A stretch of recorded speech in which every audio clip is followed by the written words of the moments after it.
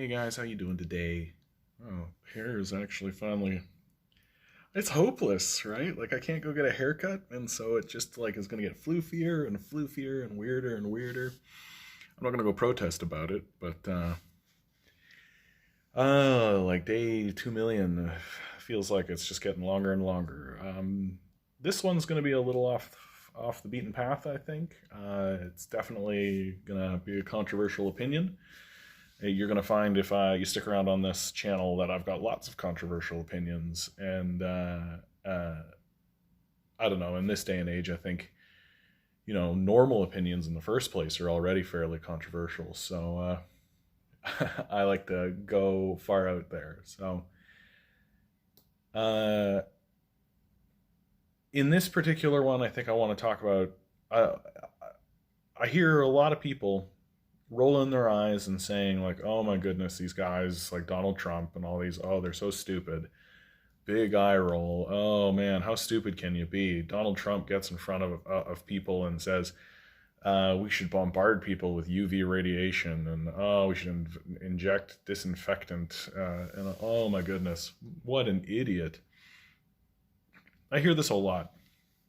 Oh, these people, they're just idiots. They're stupid. Um, and I think that that lets them off the hook. I don't think that these people are stupid.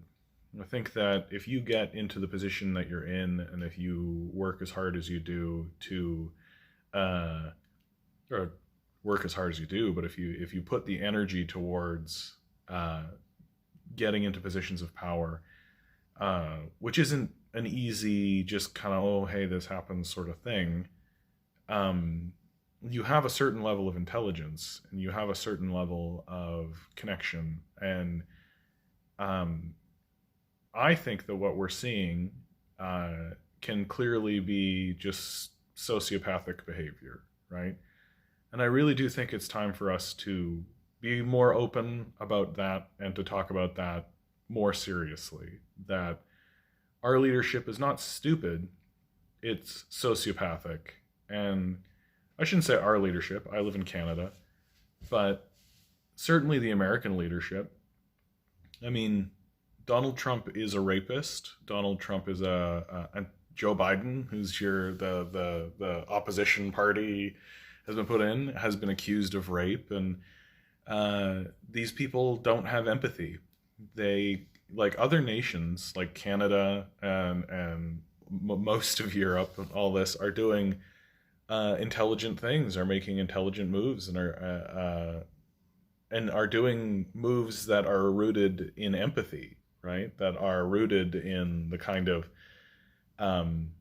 even if you view it as just an emergency measure to be relinquished once everything is back to normal, whatever that means. Even if you think that that's the case, well then, but you still say, oh, we should definitely take care of the citizenry, right? We should definitely do that. But if you just look at what's going on in America, you find out pretty quickly, like there are people who said right at the beginning of the COVID crisis, we should just let it happen. A couple million people, just sacrifice them. The economy, that's what matters, right? The wealth of a couple of billion people, the wealth of a couple billionaires rather. That's what really matters, right? We got to keep this economy going. Can't sacrifice, a little bit of money. Uh, and the big bailout package that they just passed, all of this kind of stuff. You look at it and you're just like, these people aren't dumb, right? They're self-interested and they have no empathy, and they're sociopaths. And my big disclaimer is, I'm not a psychologist or a sociologist or a medical professional of any sort, but I don't need to be a plumber to know when my toilet's clogged. And if I called a plumber and he came over and tried to convince me that my toilet wasn't clogged, I would fire him and I would go get myself a plumber that acknowledged reality was real, or I would take care of it myself. And I feel like lots of people in the United States right now are looking at the situation going, I guess we're taking care of this ourselves. We're certainly going to see another Occupy Wall Street movement. something akin to that. We're certainly going to see just a mass mobilization of people into the streets. I don't know how that's that's impossible to avoid at this point. People don't have another alternative, and people are furious, and they're right to be furious because they're ruled by sociopaths, like obvious, overt, open sociopaths, people who like say things and do things that can only be explained by the fact that these rulers are detached and have no connection to any kind of empathetic sensation. All they understand is optics. And if they don't care about you, because sociopaths don't care about anyone, then they don't care about the optics. And as long as they can get two delusional rapists in as the option, then who cares, right? Like Joe Biden and Donald Trump work for the same people. They go to the same parties. They have the same objectives. They're not interested in climate change. Like Joe Biden's not interested in climate change. Joe Biden's not interested in helping anybody in the working class. Joe Biden's not interested in stopping any of these wars, right? Like anything that you look at in the Republican Party and go like, oh, they're doing X, Y, and Z, and I don't like that. The Democrats are going to do the exact same thing. The evidence is right in front of you. The Democrats have been signing off on war measures. The Obama administration expanded the wars. The reason there's fracking in the United States is because of the Obama administration, which Joe Biden was the vice president of. So there's this weird, like Noam Chomsky actually made the argument that we should vote for Joe Biden because of climate change and nuclear war, right? Because he saw correctly that the Republicans, they're climate change deniers, and they're expanding wars all over the place, and there's nuclear bombs in play. To which my response is, what are you talking about? Like, look at the Obama administration. I love Noam Chomsky. I listen and read to a lot of Noam Chomsky. But when he said that, I was like, oh, like Jimmy Dore said it best. When this guy's wrong, he's wrong big, like real big. And the last 40 years has been this, let's vote for the lesser of two evils. And I think people are starting to be like, that's a failing strategy. Obviously, that got you Donald Trump. It's going to get you an even worse guy if you keep going along with it. And the reality is that to ascend to the peak of the American system, you have to be a ruthless sociopath who just does not have empathy for anyone, who doesn't care about anyone, who cares about themselves. And what that means, and this is the point that I'm driving towards with this kind of talk, and something that I don't see it in the conversation, and it should be in the conversation, is that if you're a sociopath, if you have no empathy for anyone, and you're okay with getting on a plane filled with underage girls or children in order to have sex with them, the way that Donald Trump and Bill Clinton have done multiple times, then there's a certain level of joy that you get from the misery of others. And that's something that I think doesn't get talked about or acknowledged at all. That if you are a sociopath in a position of power and the situation comes up and you have two options, and option one is spread misery and cause problems for people, and option two is help people, if you're a sociopath, you're going to take option one.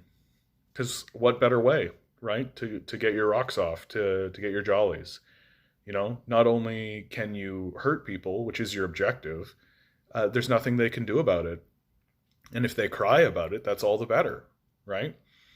We are talking about like people who are either fine with the suffering and misery of others, or who actively pursue the spreading of misery and the harm of others.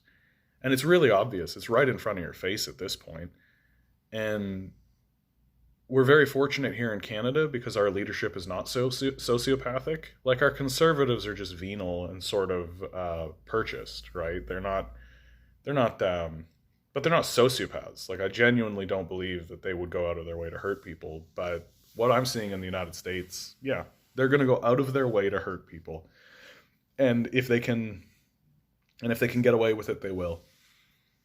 If I'm an American at this point, like You got to take to the streets. There's no alternative, right? These people are not going to relinquish power. They're not going to let a figure like Bernie Sanders ascend any farther than he actually has. They're not going to allow reform to occur because they're totally not scared of the populace, right? The populace, as far as they're concerned, is completely gulled. But then B, uh, they see an opportunity to hurt people, and so they're going to take it. And that's what I think needs to be talked about more widely and more seriously and more openly, is that not only are these people indifferent to your suffering, they're invested in spreading the suffering. They're invested in creating more suffering. That's what they've been doing their whole lives. And getting to be the president of the United States is like a reward for a sociopath. You get to just do what you want and hurt who you want. Uh, and we really have to start taking that more seriously, that these people are not ignoring our or ignoring the hardship that people are under, but they're actively invested in spreading that hardship. It's their goal. It's what they want to do. And I just don't think enough people are taking that perspective very seriously, or are even allowing that perspective to exist in their mind space. They're not they're stuck in this kind of mode of like, oh well, certainly these people must at the very least have basic human decency. No, they don't have basic human decency. They're sociopaths. Like this Donald Trump situation where he's telling people to inject bleach, right? Hey, let's inject some bleach into our veins, right? 30 people in New York drank bleach that day because of that. And it is very easy for me to believe this is storytelling now. Like, this is not something that anyone is verified or is talking about, but it's very easy for me to believe that Donald Trump is sitting there being like, how can I get some people to do some really stupid stuff? How can I get them to hurt themselves today? Uh, it's very easy for me to believe that when the news comes down that 30 people went ahead and drank bleach in the hope that it would disinfect the COVID-19 virus, that Donald Trump shared a laugh with someone about it and said, oh man, I can't believe these idiots actually did it, you know? It's very easy for me to believe that he was like talking to somebody and being like, hey, they did that remember the Tide Pod challenge? Remember that? That was so stupid. What a bunch of idiots. You know what I bet you I could make them do? Super easy for me to believe that. Uh, and if I'm wrong, then so what? Like these people are easily, like, morally are the most reprehensible people alive. Like, and the fact that we are forced into a position where we have to choose between two sociopaths is uh, unforgivable. I mean, that's the definition of a failed system. That's the definition of a system that needs not it doesn't need reform. It needs to be torn down and rebuilt. Truly, like, the people of the United States need to surround the White House, demand the resignation of all sitting politicians, all of them. And it doesn't, like, no exceptions. And they need to redraw and redo their constitution. James Madison, who was deeply invested in keeping power in the hands of the wealthy, is probably the worst thing that happened to America, because he framed the Constitution in such a way so that only the wealthy could really be elected. The system is such that to be elected, you really do need to be like a wealthy individual. You need to be in the upper classes. There's no such thing as a worker who gets elected. That's why AOC, Andrea Ortiz Cortez, or whatever her name is, I can never remember. But AOC, like, that's why it's such a remarkable feat what she did to be elected into Congress, because she was just of the working class. But that's the exception that proves the rule. And of course, now that she's in Congress, she's been completely swayed by corporate power because that's how the system works. And so I really do think that Americans are, and I'm seeing it every day. I go online, I take a look around, I'm seeing it every day. The only thing that's keeping people at bay at this point is the COVID-19 crisis. And if the Americans start to give the all clear, I think the next step is mass strikes, mass mobilization to the streets, because there's no alternative at this point. Well, that's not true. There is one alternative, which is continue letting the sociopaths rule. See what it gets you. Dark days ahead for the Americans, certainly. Dark days ahead. Hopefully here in Canada we get our act together and we realize what's happening and we say to these capitalist death cultists, you had your fun, your system failed. We don't believe it can be reformed, so exit stage left. We're going to merge the working class with the shareholder class, and if you want to have shares, then you better do the work. And outside of that, bye-bye capitalists. And I really think that's where our society should head. I really think that we should acknowledge that we're being ruled by sociopaths who have every incentive to cause harm to us and take joy in causing us harm. And if we're not willing to fight against them, then let's just roll over and die, man. Just get to it. Anyway, that's grim. I hope you're all doing well. Hug the people you're near. Spread love if you can. Have fun if you can. Good luck.